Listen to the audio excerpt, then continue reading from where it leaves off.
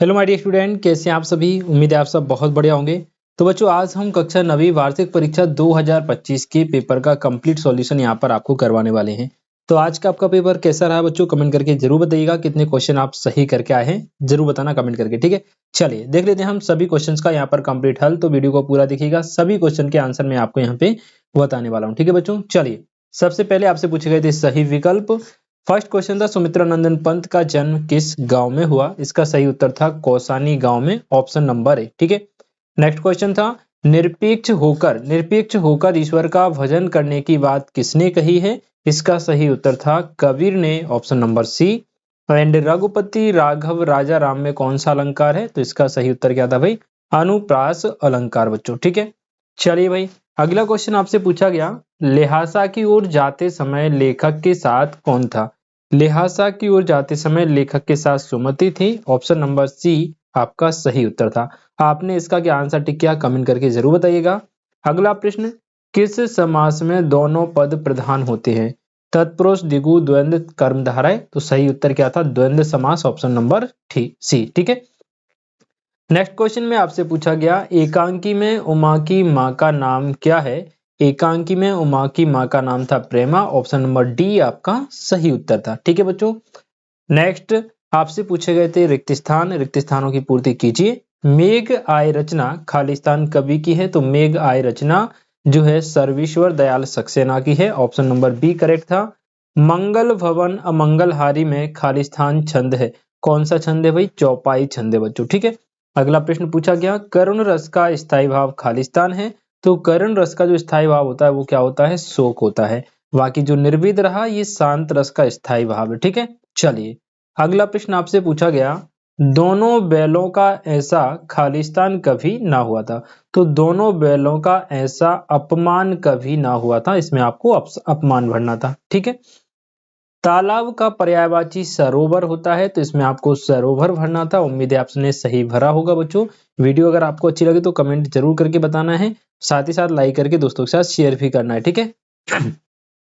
रेणु का पूरा नाम क्या था भाई, रेणु का नाम था Phanishwar Nath Renu, option number we यहाँ पे आपको फिल करना था, ठीक है। नेक्स्ट क्वेश्चन में आपसे पूछा गया, सत्य असत्य लिखिए।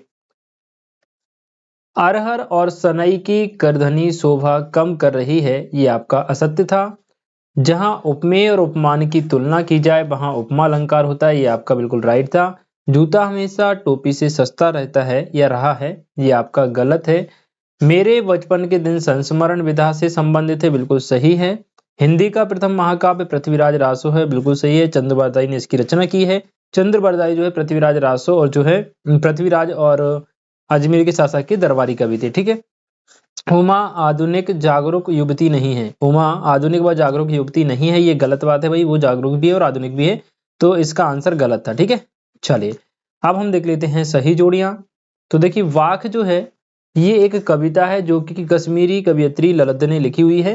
पंचवटी महाकाव्य है, तो इसकी जोड़ी हो जाए, सॉरी पंचवटी क्या है, खंड काव्य, दूसरे नंबर की जोड़ी। ये पहले नंबर की जोड़ी। झूरी के साले का नाम था गया, तो तीसरे नंबर की जोड़ी। सजातीय का उल्टा होता है विजातीय, तो फोर्थ नंबर की जोड़ी। वी हर भर, वी ही भर, ये सब निपात शब्द कहे जाते हैं, ठीक है, जिनमें जोर दिया जाता है, तो ये हो जाएगी 5वें नंबर की जोड़ी। और रीढ़ की हड्डी जो है जगदीश चंद्र माथुर ने लिखी हुई है, तो 6 नंबर की जोड़ी हो जाएगी, ठीक है। नेक्स्ट क्वेश्चन में आपसे पूछे गए थे, एक शब्द एक वाक्य में उत्तर आपको लिखने थे। रसखान अपनी आंखों से क्या देखना चाहते हैं। रसखान अपनी आंखों से ब्रज के वन वाग और तड़ाग देखना चाहते हैं बच्चों, क्या देखने चाहते हैं, ब्रज के वन वाग और तड़ाग। विस्तृत कलेवर वाले काव्य को क्या कहते हैं, तो महाकाव्य कहते हैं। सालिम अली किस प्रधानमंत्री से मिले थे, लिखिएगा चौधरी चरण सिंह से मिले थे, किससे, चौधरी चरण सिंह से। जागृति की शुद्ध वर्तनी क्या हो जाएगी, तो ये सामने लिखा हुआ है जागृति। एंड लेखिका मृदुला गर्ग ने बच्चों का स्कूल कहाँ खुलवाया, तो लिखना बेटा कर्नाटक के बागलकोट में खुलवाया। कहाँ पर, कर्नाटक के बागलकोट में। इस जल प्रलय में पाठ में बाढ़ के पानी को क्या कहा गया है, तो मृत्यु का तरल दूत कहा गया है, याद रखिएगा, ठीक है। तो ये सारा ऑब्जेक्टिव पोर्शन मैंने आपको कंप्लीट करवा दिया। उम्मीद है आप सभी ये सारे क्वेश्चन सही करके आए होंगे। कितने क्वेश्चन आप सही करके आए कमेंट सेक्शन में मुझे जरूर बताइएगा, ठीक है बच्चों।